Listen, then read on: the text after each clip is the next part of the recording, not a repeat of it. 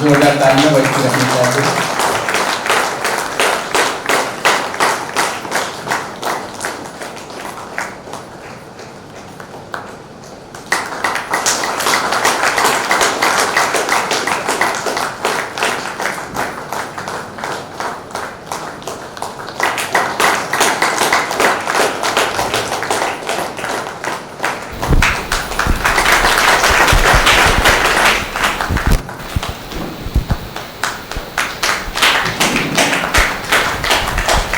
और हमारे विचार जो पर्यावरण में फैलते हैं उससे पर्यावरण बनता है, क्योंकि हम सबने पंच तत्वों का शरीर जो लिया हुआ है, पृथ्वी, जल, वायु, अग्नि और आकाश, इन्हीं 5 तत्वों को मिला करके पर्यावरण बनता है। पर्यावरण को स्वच्छ रखना हम सबकी जिम्मेदारी है।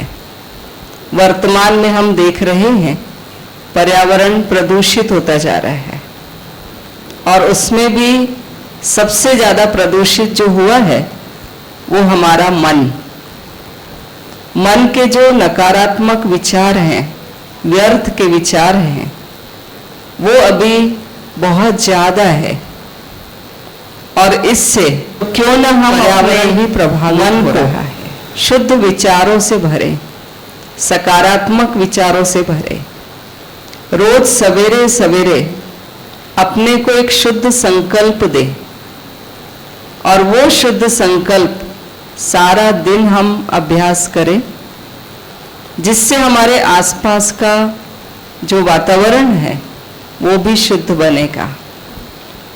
इसके ऊपर मुझे एक बात याद आती है कि हमारे विचारों से पर्यावरण कैसे बनता है।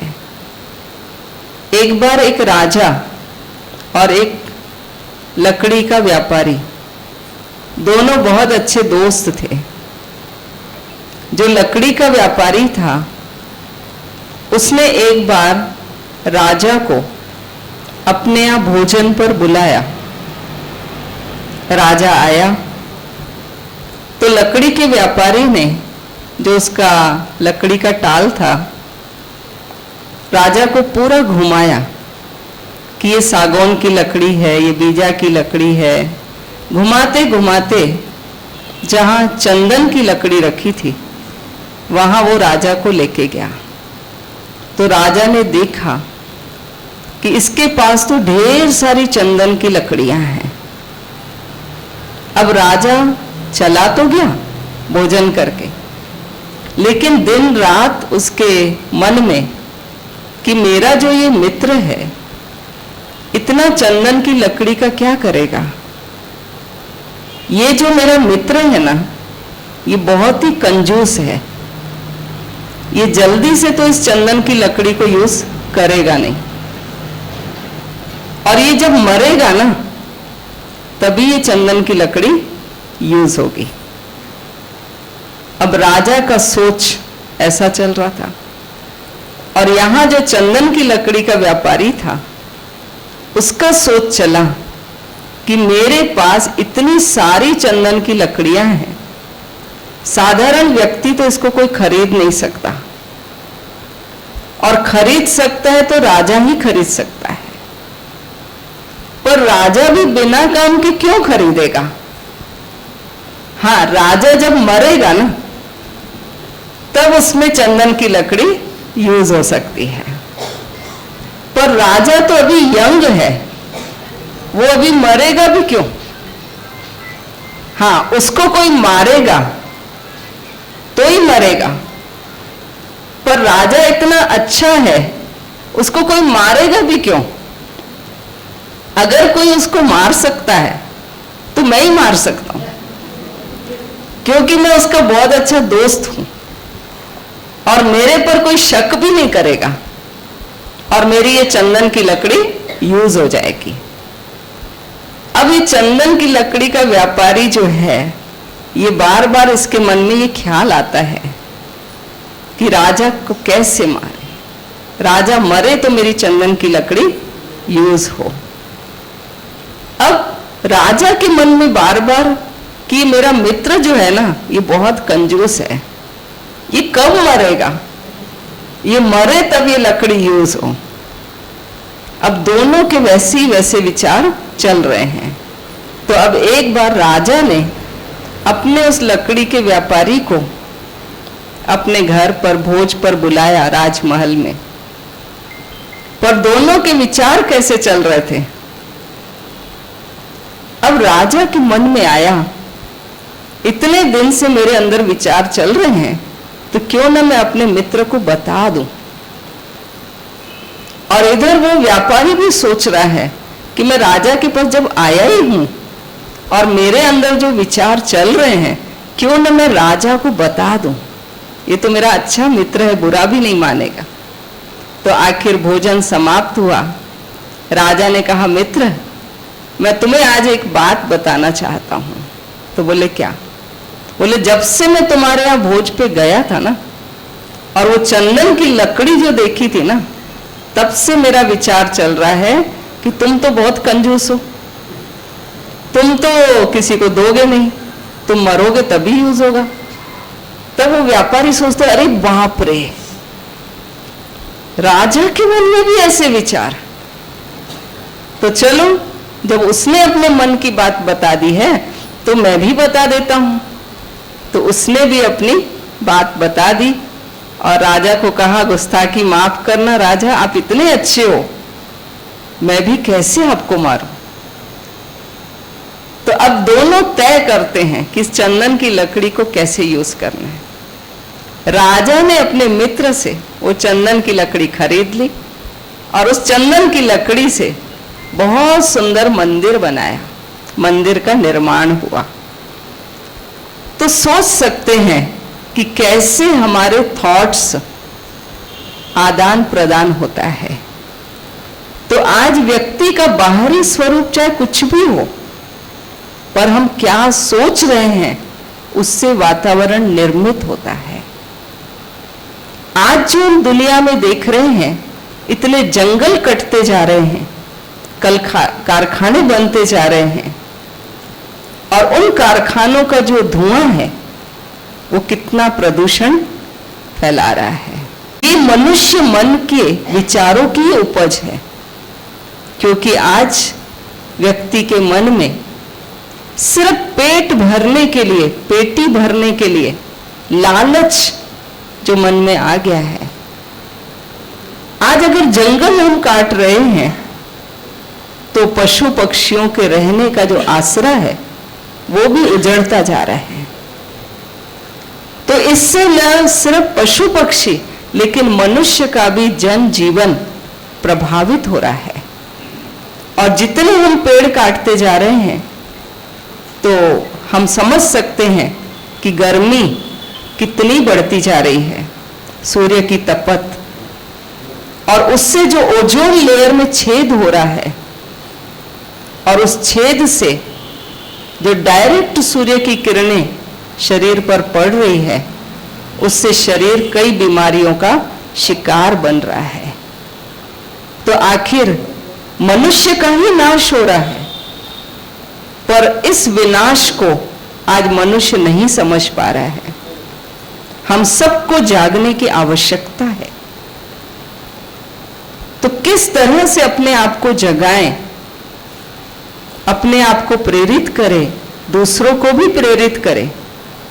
तो क्यों न हम ऐसे ऐसे अवसर ढूंढें जब प्रकृति को हम वाइब्रेशन दें, प्रकृति के लिए कुछ करें। जन्मदिन पर हम किसी को पौधा अर्पण करें, या एनिवर्सरी डे है, तो ऐसे ऐसे मौके पर लोगों को प्रेरित करना चाहिए। और नहीं तो कम से कम अपने घर में हम छोटे छोटे पौधे रख सकते हैं। तो पर्यावरण में सिर्फ पौधों की ही बात नहीं है, बिजली की बचत करें, जल की बचत करें, और धरती माँ जिसके ऊपर हम रहते हैं वो माँ है, उसको स्वच्छ रखना हम सबका दायित्व है। तो कम से कम अपने घर को अपने आसपास के एरिया को हम स्वच्छ रखें तो इससे दूसरों को भी प्रेरणा मिलेगी, वो भी वैसा करने लग जाएंगे। क्योंकि इस संस्था में एक कोटेशन दिया जाता है कि जैसा कर्म हम करेंगे हमें देख और भी करेंगे। तो हमारे कर्म ऐसे हों जो दूसरे भी उससे प्रेरणा ले, वो भी पर्यावरण को बचाएं और एसी का यूज कम से कम करें, क्योंकि ज्यादा एसी का यूज करने से भी पर्यावरण प्रदूषित होता है। और हम सब देख रहे हैं कि अभी हमारा देश किस संकट से जूझ रहा है। आज पेट्रोल डीजल के दाम बढ़ते जा रहे हैं, डीजल मिल नहीं रहा है। तो हमें लगता है कि जो हमारी सतयुगी पद्धति थी, शायद वो पद्धति, वो राम राज्य की पद्धति फिर से इस दुनिया में आ रही है। तो क्यों न हम अपना जीवन सात्विक बनाएं, और जितना हम अपना जीवन सात्विक बनाएंगे उतना हमारा पर्यावरण शुद्ध रहेगा। इन्हीं शुभकामनाओं के साथ मैं अपनी वाणी को विराम देती हूँ और सबसे ये कहना चाहूंगी कि आज प्रण में कि हमें अपने वातावरण को, वो बुराइयां हैं ज्यादा से ज्यादा चीजों को पाने की इच्छा। महात्मा गांधी जी का एक कोट है, the nature is enough to fulfil man's need but it will be never be enough to fulfil man's greed. ये प्रकृति आपके पास मनुष्य जाति की आवश्यकताओं की पूर्ति के लिए पर्याप्त संसाधन है, परंतु अगर आप इसे अपनी लालच की पूर्ति के लिए उपयोग करेंगे तो ये समाप्त होगी। और आज वही हम सब देखते हैं। आज पर्यावरण दिवस पे हम सब एक दिन के लिए जागरूक होते हैं। जैसे स्वतंत्रता दिवस पे देशभक्ति जागती है, ऐसी पर्यावरण दिवस पे पर्यावरण प्रेम जागृत होता है। अब ये मनुष्य का स्वभाव ही है कि जो सामने आ जाता है उसके लिए उसके मन में श्रद्धा आ जाती है, फिर सभी उसी सामान्य जीवन में चले जाते हैं। उद्योग, आज एक हमारा देश एक विकासशील देश है। औद्योगिक विकास को आप नजरअंदाज नहीं कर सकते। उद्योग का विकास जरूरी है रोजगार के लिए। रोजगार नहीं होगा तो लोग जिएंगे कैसे? लोगों के जीवन निर्वहन के लिए रोजगार जरूरी है, रोजगार के लिए औद्योगिक विकास जरूरी है। बस हमारा प्रयत्न ये रहता है एज ए इंस्टीट्यूशन कि वो विकास संतुलित रहे। विकास अगर कल का विनाश बन जाए तो ये किसी के लिए लाभदायक नहीं होगा। हम सभी देखते हैं कि हम उन चीज़ों को महत्व देते हैं या मूल्य देते हैं जिनका मूल्य हमें समझ आता है। एक कहीं पढ़ा था मैंने, अगर पेड़ इंटरनेट देता तो कोई उसे नहीं काटता, बदकिस्मती है कि वो ऑक्सीजन देता है। अब इंटरनेट के बिना हम जी सकते हैं, ऑक्सीजन के बिना हम नहीं जी सकते। तो जो ऑक्सीजन देता है उसका हमें महत्व नहीं है, वाईफाई का ज़्यादा महत्व है। तो ये अज्ञानता ही है मनुष्य की। अगर मनुष्य थोड़ा जागरूक हो जाए तो सही चीज़ों का मूल्य समझ आ जाए। जैसे कोविड ने हमें ऑक्सीजन का मूल्य बता दिया। कोविड ने हमें ऑक्सीजन का मूल्य इस तरह बताया कि बड़े बड़े धनवान लोग भी ऑक्सीजन की कमी से स्वर्गवासी हो गए। तो कीमत तो उसी चीज़ों की है जो आपके जीवन के लिए सबसे अधिक महत्वपूर्ण है। लालच का कोई अंत नहीं। प्रकृति एक माँ की तरह है। माँ वो होती है जो अपने बच्चे को समझाती है प्यार से। तो अभी हम उस फेज में है कि प्रकृति हमें समझा रही है, आगाह कर रही है। कि जब बच्चा नहीं समझता तो माँ क्या करती है? चार तमाचा लगाती है। तो जो तूफान आते हैं, जो सुनामी आता है, वही तमाचे हैं। तो प्रकृति आपको उस माँ की तरह है जो आपको हर तरीके से समझाएगी।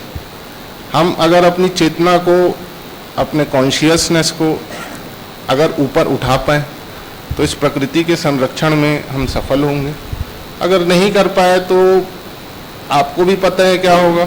विनाश तय है। विनाश आज उसकी शुरुआत कहीं दिखती भी है। जो इतनी गर्मी है, जो तापमान बढ़ रहा है, जो चीज़ें हम आज झेल रहे हैं, वो सब उन्हीं का परिणाम है।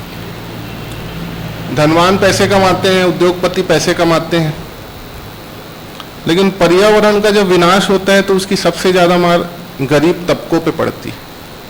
तापमान आज बढ़ गया, जिसके पास पैसा है उसने एसी लगा लिया। वो दिन भर अपने कार्यालय में बैठ के एसी में बैठ के काम करेगा। बाहर धूप में कौन काम करता है? बाहर धूप में मजदूर काम करते हैं।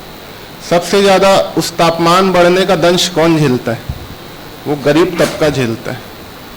अगर इस तरह का विकास होता रहा तो वो जो आज हो रहा है, जो आज असमानता फैल रही है, अमीरों के या उद्योगपतियों को ये समझाना ही हमारा काम है कि आप विकास करिए, आप रोजगार दीजिए, लेकिन आपको उसको इस तरह करना है कि उसका दंश आम आदमियों पे ना जाए। अंत में मैं एक कविता से पहाड़ अपनी बात को अंतिम रूप दूंगा। पहले एक नदी होती थी, एक आदमी होता था, लेकिन आदमी ऐसे जोर से झूमा कि पेड़ सूख गया। पहले एक पृथ्वी होती थी, एक आदमी होता था, लेकिन आदमी इतने जोर से घूमा करके जो औद्योगिक विकास पड़ी। इतनी तेजी से बढ़ रहा है, लेकिन उसके साथ साथ जो एक इनडायरेक्ट लॉसेज जो मनुष्य को उठाना पड़ रहा है, अब धीरे धीरे सबको सामने दिख रहा है। जो प्रदूषण की समस्या सभी के चारों तरफ पर्यावरण में साफ दिख रहा है, और उसका कारण भी हम देख रहे हैं, समझ रहे हैं कि औद्योगिकरण के युग में पेड़ों की कटाई, जल का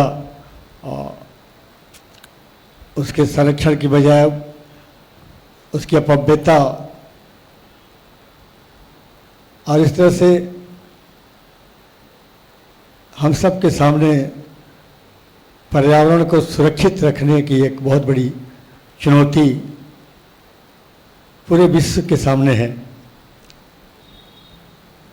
और आज 5 तारीख को इसे मनाया जाता है। इस संस्थान में आज बृहस्पतिवार के समय का सदुपयोग करते हुए हम कल की बजाय आज ही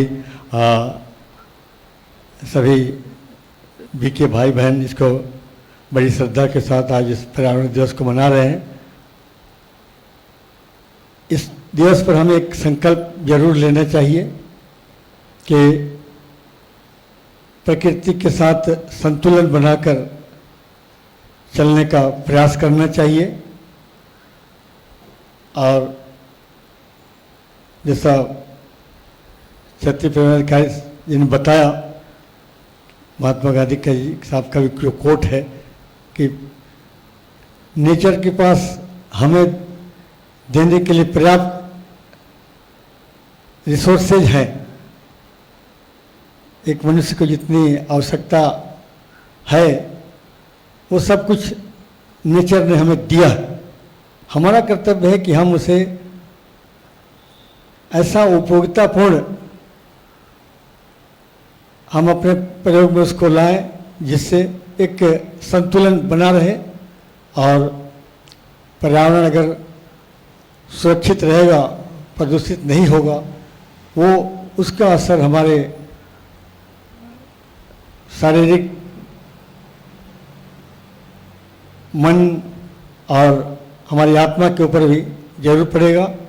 मैं समझता हूँ कि जब हम इस संस्थान में पवित्रता को एक आइडियोलॉजी के रूप में बनाकर चलते हैं, तन और मन सभी को पवित्र शुद्ध रखने के संकल्प के साथ चलते हैं, वो भी पर्यावरण संरक्षण के लिए एक बहुत ही ठोस पहल है। मैं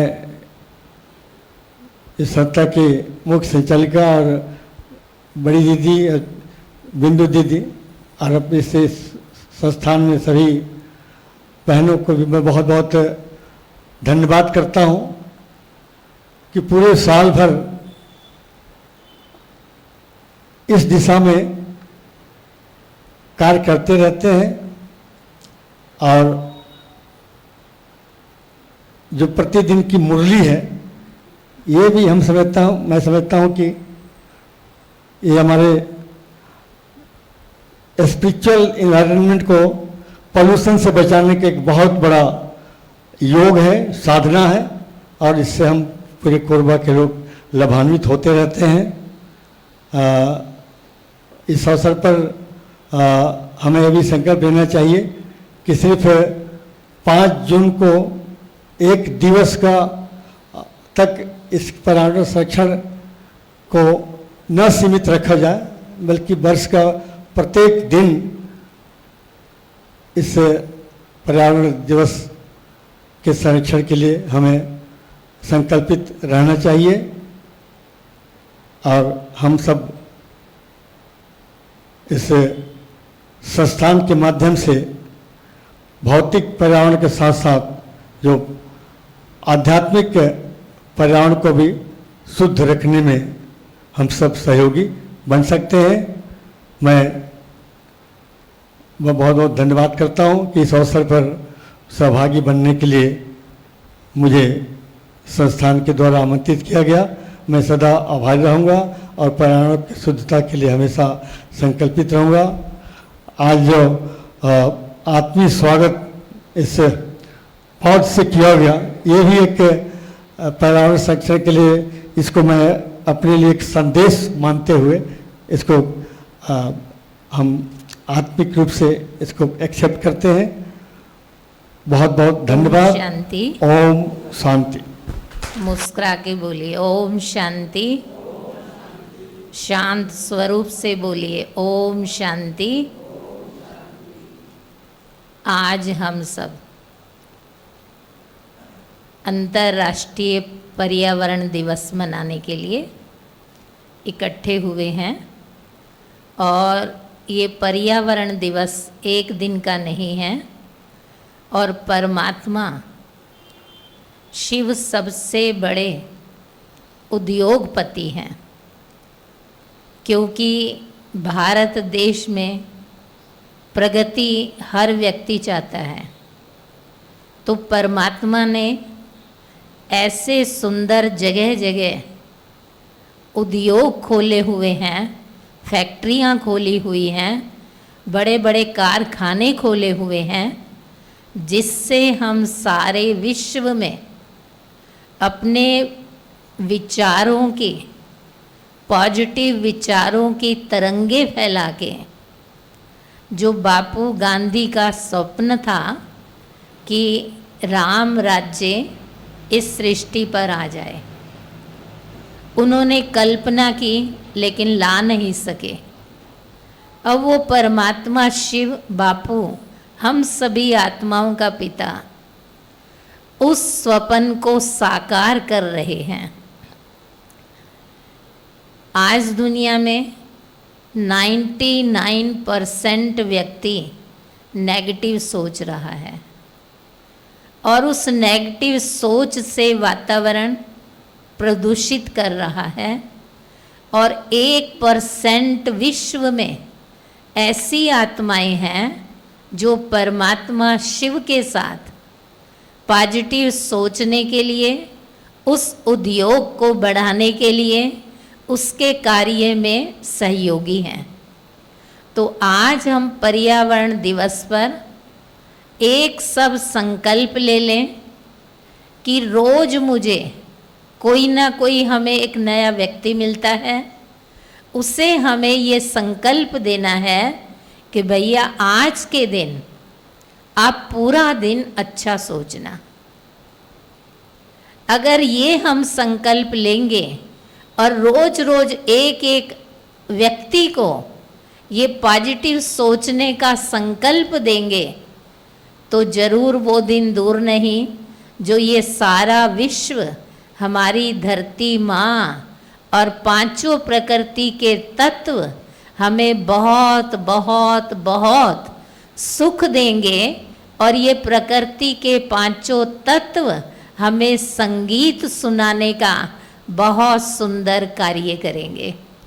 तो आज हम ये एक संकल्प ले लें कि रोज मुझे एक व्यक्ति को अच्छा विचार देना है और उसे ध्यान खिंचवाना है कि आज सारा दिन आपको अच्छा सोचना है, खाली अपने लिए अच्छा सोचना है। जब हम एक एक व्यक्ति अपने लिए अच्छा सोचने लग जाएंगे तो 1 से 1 11 हो जाता है और एक और जुड़ जाता है 111 हो जाता है, एक और जुड़ जाता है तो 1111 हो जाता है। आज इस विश्व को परिवर्तन करने में एक ब्रह्मा बाबा ने, दादा लेखराज जिनका नाम था, जो परमात्मा शिव ने उस तन में प्रवेश किया और उन्हें बहुत सुंदर दुनिया का एहसास कराया, आने वाली दुनिया बहुत सुंदर होगी।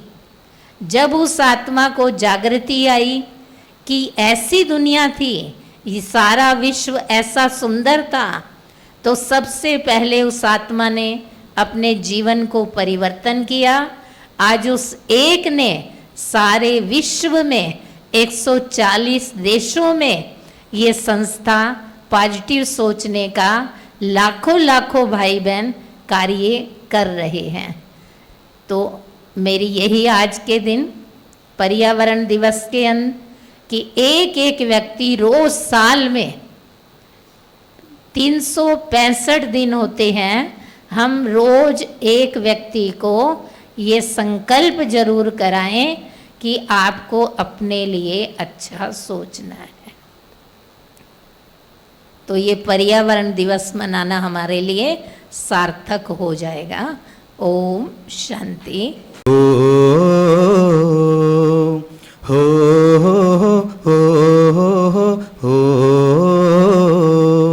प्रभु कितनी सुंदर रचना तेरी, प्रभु कितनी सुंदर रचना तेरी, कहते जिसे प्रकृति। प्रभु कितनी सुंदर रचना तेरी, कहते जिसे प्रकृति। मन भावन है नील गगन, अगन पवन और धरती। प्रभु कितनी सुंदर रचना तेरी, कहते जिसे प्रकृति। मन भावन है नील गगन, अगन पवन ये धरती। बना इन्हीं से जीवन सबका कायम इन्हीं से रहता। बना इन्हीं से जीवन सबका कायम इन्हीं से रहता। सांसें चलती है पवन से, नीर रगों में बहता। बना इन्हीं से जीवन सबका कायम इन्हीं से रहता।